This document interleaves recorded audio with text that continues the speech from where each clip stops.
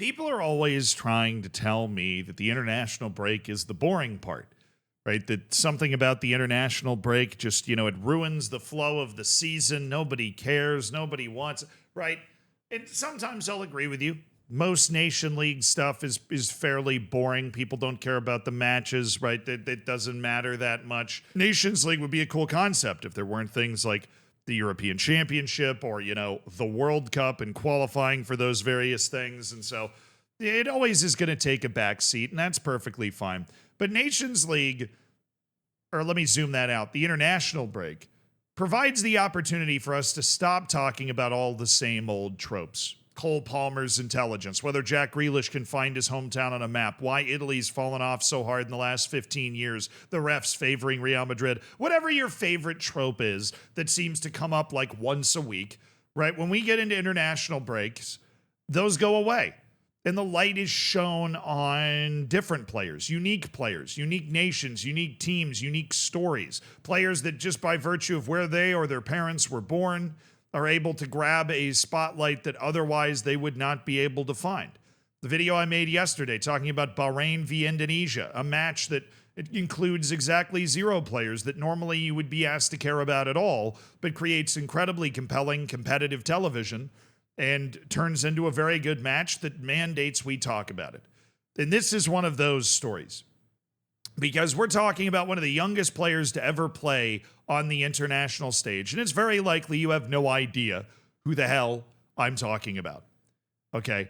But in order to know that, we actually have to zoom back into the Nations League. But I'm not talking about the European Nations League. Now, you may or may not know this, but there is another Nations League in CONCACAF, right? And if you couldn't tell by the accent, if for whatever reason this is the first time watching a Zealandism video, I am a CONCACAF boy. I am from the land of the con, the ca, and the calf, okay? I am from Florida, and that also gives me an intimate knowledge of Caribbean nations because, Tampa's one of the places that launches cruise ships down there like missiles into the Middle East, right? Just... right, a bunch of people from Wisconsin, they put on their flip-flops, they put on their SPF 200, and they board those, those cruise ships, and they're just, woo, on down, they're freaking cruising, okay? And one of those nations that's in the Caribbean is called Turks and Caicos. Turks and Caicos is not one of the bigger nations in the Caribbean. It is not, I believe, a full independent country. It is part of the UK in one way or another, but it is a nation in the sense that it has its own football team. It does. It has its own football team. And it is now starting one of the youngest players you've probably ever heard of, all the way down in CONCACAF Nations League C. Right here in a group with Belize and Anguilla, 2 of the superpowers of international football. See, Belize has already guaranteed qualification, along with Barbados and St. Kitts and Nevis out of Nations League C and CONCACAF back up to Nations League B. Well, they will get to engage with superpowers like Curacao, Puerto Rico, Dominica, Bermuda, right? All the big heavy hitters in CONCACAF. Now, this is where these are the foundational times where you're trying to make your way up to being considered one of those real serious threats. Turks and Caicos is not doing that. They've lost their first 2 matches. They lost 4-0 to Belize and 2-0 to Anguilla.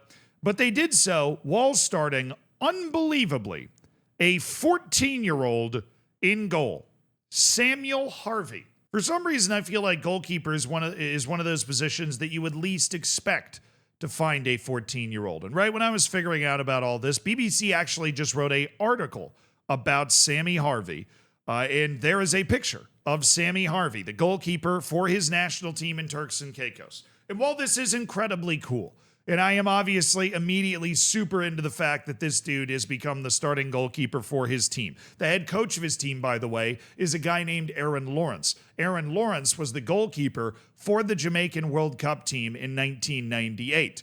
He was the goalkeeper. So if there's anybody that knows about goalkeeping, how about a goalkeeper that played at a World Cup who happens to be coaching the Turks and Caicos team that has promoted Sammy Harvey, the 14-year-old goalkeeper, up to be the starting goalkeeper for their national team. So that, if anything, reinforces the legitimateness that this is perhaps the best goalkeeper Turks and Caicos can put on the field, even though he is 14 years old. But I also want to push back on this, like immediately when you talk about a 14-year-old being in the national team, it's hard for most people to understand exactly how small time playing for a team like Turks and Caicos is. I mean, you understand it conceptually, right? But I have the fortune of being able to travel to some of these places. I've been to the Faroe Islands. I've been to Gibraltar to see how nations like that assemble their national teams, to see where these guys come from, to see the facilities, to understand how that whole kind of workflow works.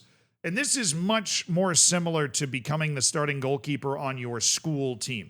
All right, Turks and Caicos obviously is going to be able to call upon more people than just its population, all right, which I'm pulling up now. 45,703 people live in Turks and Caicos. It's smaller than the Cayman Islands. It's smaller than Bermuda, right? It is a little bigger than the British Virgin Islands, right, which I believe is in the high 30,000s. Turks and Caicos has a diaspora, right, that they are able to call upon. Like any one of these Caribbean islands, there is always a very large diaspora that you can call upon to form your national team. But Turks and Caicos also does not have a lot of money, right? And it's not their fault. There's just not a lot of money in these federations that are putting teams together like the Turks and Caicos national team. The money's not there. And you need that money, right? You usually don't think about this when you're thinking about international football, to fly those guys over from presumably England, right? If you are calling upon that diaspora to try and build your national team, it costs a lot of money to fly 8 players over from England and fly them back for every Nations League deal. So you end up relying on that 45,703 a lot more than you'd think. The neighborhood I grew up in had more people than that. The neighborhood that you grew up in, if you are watching this video, probably had more people than that, or the state, or the county, or some. It is hard to imagine growing up in a world where that group of people is expected to be able to put together, you know, the various emblems of a state, like an Olympic team, or a national football team, or a national whatever, or a freaking sanitation and police force, right? Like, it is a completely different world that these people live in. And I'm not trying to devalue the accomplishment of Sammy Harvey. In fact, if you listen to Aaron Lawrence, and shout out to the BBC here, by Gary Rose, if you want to read the entire article here, but the interview that they do with Lawrence, who's the coach, talking about like trying to develop players. Turks and Caicos is a really small island, and some of the older ones that were in college couldn't get a chance to come perform. Immediately diagnosing the sorts of issues that these national teams deal with, that you're like, hey, this guy's in the diaspora, maybe he's in college in the US, but we couldn't get him to come down here because he's in class. That's literally the issue they're talking about dealing with here. And they've stopped playing and started work because they haven't seen the way forward in football. We're trying the development stage. This is what we're doing for these kids to help them grow and hope that these young ones can maintain their interest and stay in football for a long period. These players will have something to look forward to and play for, and something to really go out there and achieve. That's reflected in the national team in general. I mean, look at the age of these guys, right? 16, 22, 18, 19, 18, 15-year-old who plays for literally unknown. Some dude they just picked up off the street in a tryout or something. 26, 16, 19, 19, 24, 16, 26, right? There's their star, Billy Forbes. I know that just because I'm super. Well, I've got let's be honest here. I've got my head buried in the sand when it comes to international football. That's why I know who Billy Forbes is, all-time leading scorer for the Turks and Caicos Islands. Then you have 27, 17, 23, 26. I mean, this is a glorified high school team. Seriously. But when you hear somebody like the coach actually talk about it, right? Hey, a lot of these people, they've got to go get jobs. They've got to go find a profession. These are not professional footballers. They're barely semi-pro footballers on this team. The vast majority of them play in Turks and Caicos. You are not able to support a league that is paying players really at all in a nation of 46,000 people. That's just not going to be happening, right? And you have one or a couple of players that are, I mean, this guy's at the Berkshire School, the Berkshire School. This is just a school. Like, this is just a boarding school in Massachusetts that this kid's at. Right, and he plays for the national team of Turks and Caicos at 16 years old. While, like, this isn't a hyperlink to a team. It's a hyperlink to a freaking boarding school. You have one guy in the entire national team call up that plays for any team outside of Turks and Caicos, Mackensen Gadjet, who plays for Cavalier in the Jamaican League, which is at least a league that is able to pay its players and maintain, an actual league system in actual teams that functions in the same way that an English lower league would. It would look a little more familiar to a lot of you if you were trying to figure out what was going on. But even though it might feel like I just spent the last 4 or 5 minutes undercutting how amazing it is that there is a goalkeeper that's 14 years old that is on the field for Turks and Caicos, and I can undercut that even more if you want. Turks and Caicos has started 2 players younger than him over the course of the last 10 years. One of them is literally right here. Christopher Luisi made his debut at 14 years old and even younger than Sammy Harvey, right?